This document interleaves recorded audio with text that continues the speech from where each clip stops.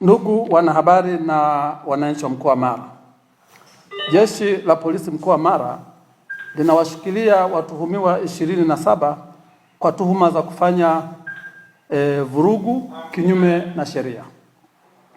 Mtakumbuka kuwa tarehe 1 mwezi wa 3 2026 mimi mwenyewe niliongea na vyombo vya habari nikitoa tamko la katazo dhidi ya Baraza la Wanawake Chadema BAWACHA kuhusu kufanya maadhimisho ya kitaifa siku ya wanawake duniani mkoani Mara, wilaya ya Msoma.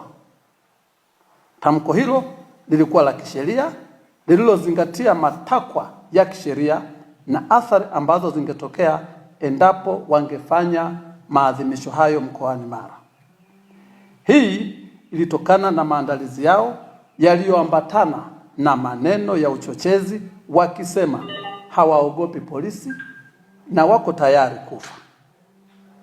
Pamoja na katazo hilo, BAWACHA waliendelea na maandalizi yao na leo tarehe 8 mwezi wa 3 2026 walihudhuria ibada ya misa takatifu katika kanisa la Roman Catholic mjini Msoma, na baada ya misa hiyo waliungana na vikundi vya vijana waliokuwa wakiwasubiri barabarani na kuanza kufanya vurugu.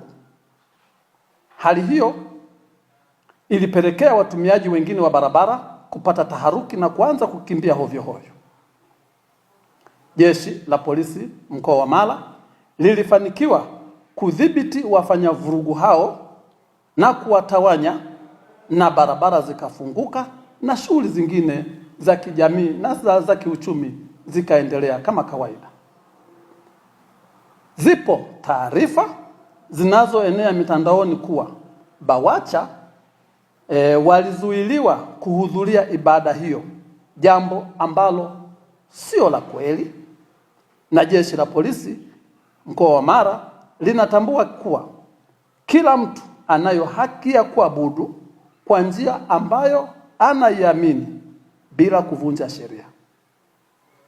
Haki hiyo wameipata, wakafanya ibada na baadaye kujiingiza kwenye shughuli hiyo ya kufanya vurugu kwa kuzuia shughuli nyingine za kijamii na shughuli za kiuchumi kushindwa kuendelea.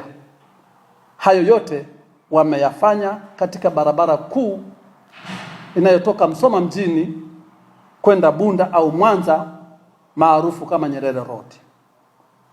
Jeshi la Polisi mkoa wa Mara linatoa wito kwa wananchi kuishi kwa kuzingatia sheria, kanuni, taratibu, miongozo na tamaduni za nchi yetu.